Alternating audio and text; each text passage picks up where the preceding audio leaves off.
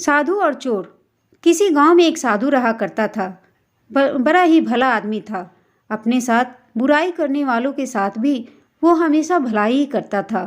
गांव के किनारे एक छोटी सी कुटिया में अकेला ही रहता। अपने घर आने वालों की खूब खातिरदारी करता, ध्यान रखता और अच्छा अच्छा खाना खिलाता था। गर्मियों के दिन थे, खूब गर्मी पड़ रही थी और लू भी चल रही थी।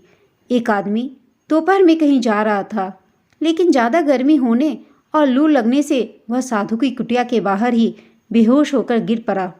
साधु ने जैसे ही देखा कि उसकी कुटिया के बाहर कोई बेहोश पड़ा है, तो वो उसे तुरंत अंदर ले गया और उसकी सेवा में लग गया।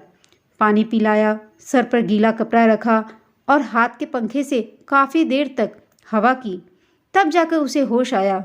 होश आने पर उस आदमी ने साधु से कहा कि मैं बहुत भूखा हूँ, कृपया करके कुछ खाने को दे दीजिए। साधु ने कहा, ठीक है, मुझे थोड़ा सा समय दीजिए।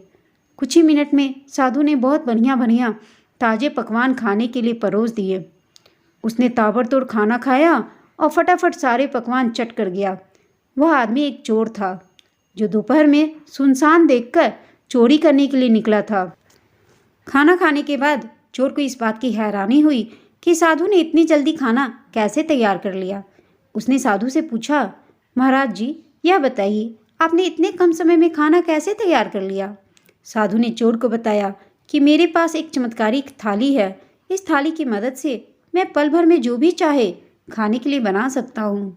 चोर ने हैरान होकर पूछा, क्या आप मुझे वह थाली दिखा सकते हैं? मैं यह सब अपनी आंखों से देखना चाहता हूँ। साधु अंदर गया, एक थाली लाकर चोर के आगे रखी और कहा, मुझे केले चाहिए। थाली तुरंत केलों से भर गई। चोर हैरान रह गया और उसके मन में भी थाली के लिए लालच पैदा हो गया। उसने साधु से पूछा, मान्यवर, क्या मैं आज रात आपकी कुटिया में रुक सकता हूँ? साधु एकदम से राजी हो गया। जब साधु गहरी नींद में सो रहा था तो चोर ने थाली उठाई और वहाँ से चंपत हो गया। थाली चुराकर चोर सोच रहा था कि अब तो मेरी मौज ही मौज है, जो भी चाहे थाली से मांग लूँगा।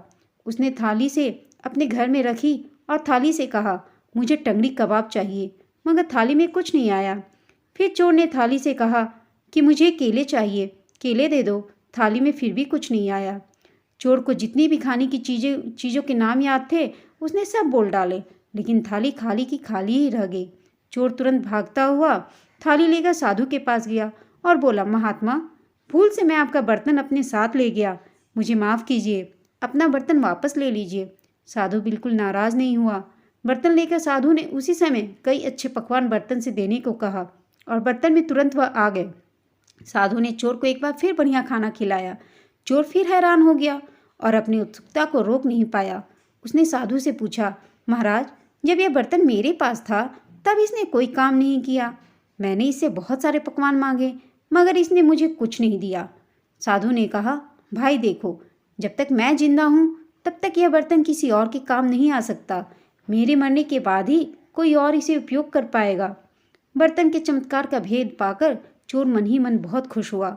सोच रहा था, अब तो मैं इस महात्मा का खात्मा करके बर्तन का फ़ायदा उठाऊंगा।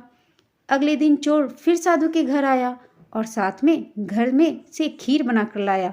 वह बोला, महाराज, आपने मेरी इतनी सेवा की है, मुझे 2 बार बहुत लाजवाब स्वादिष्ट पकवान खिलाए हैं, इसलिए मैं भी आपकी कुछ सेवा करना चाहता हूँ। मैं आपके लिए खीर लाया हूँ, कृपया आप स्वीकार कर लीजिए। साधु ने बिना किसी संकोच के चोर की दी हुई खीर खाई और चोर को धन्यवाद किया और कहा, तुम्हारी खीर बहुत ही स्वादिष्ट बनी है। किंतु चोर तो खीर में जहर मिलाकर लाया था। खीर खिलाकर चोर वापस अपने घर चला गया। रात होने पर वापस साधु की कुटिया में आया, थाली को फिर से चुराने के लिए। उसे पक्का यकीन था कि जहर से अब तो साधु का काम तमाम हो चुका होगा। चोर जैसे ही थाली की ओर बढ़ा तो उसे किसी चीज़ से ठोकर लगी। आवाज़ सुनकर साधु ने आंखें खोली और उठकर चारपाई पे बैठ गया। बोला, कौन हो भाई? चोर की हैरानी का तो ठिकाना ही नहीं रहा। वह बड़ी हैरानी से बोला, महाराज, आप अभी तक जीवित हैं? साधु बोला, क्यों भाई, तुमने यह कैसे सोच लिया कि मैं जीवित नहीं हूँ? चोर ने कहा, मैंने दोपहर में जो आपको खीर खिलाई थी उसमें बहुत तेज जहर मिला हुआ था। मैं तो यही सोच रहा था कि जहर के असर से आप मर चुके होंगे। साधु ने कहा, देखो भाई, मैं निस्वार्थ भाव से लोगों की बहुत सेवा करता हूँ और सच्ची निष्ठा से भगवान का जप भी करता हूँ। साथ ही योगाभ्यास भी करता हूँ, इसलिए मुझे यह आशीर्वाद प्राप्त है कि कितना भी तेज जहर क्यों ना हो, मैं उसे आसानी से पचा सकता हूँ। किसी भी जहर का मुझ पर कोई असर नहीं होगा। चोर ने निराश होकर कहा, महाराज, मैं तो आपको मारकर आपके पतीले का लाभ लेना चाहता था, लेकिन मेरी यह इच्छा पूरी नहीं हुई। साधु ने कहा, भाई, मैं इसमें क्या कर सकता हूँ? तुम्हारी किस्मत ही अच्छी नहीं है। बोलो, अगर भूख लगी हो तो खाने का प्रबंध करूँ। चोर बड़ा शर्मिंदा हुआ, बोला, महाराज, मैं तो आपको धोखे से मारना चाहता था, मगर फिर भी आपने मुझसे नफरत नहीं की। उल्टा आप तो मेरे साथ बहुत अच्छा व्यवहार कर रहे हैं। यह बात मुझे बहुत ही अजीब सी लग रही है। साधु ने कहा, भाई, इसमें क्या अजीब बात है? अच्छाई करना मेरी आदत है, बुराई करना तुम्हारी आदत है। तुम बुराई करना नहीं छोड़ पा रहे, मैं अच्छाई करना कैसे छोड़ सकता हूँ?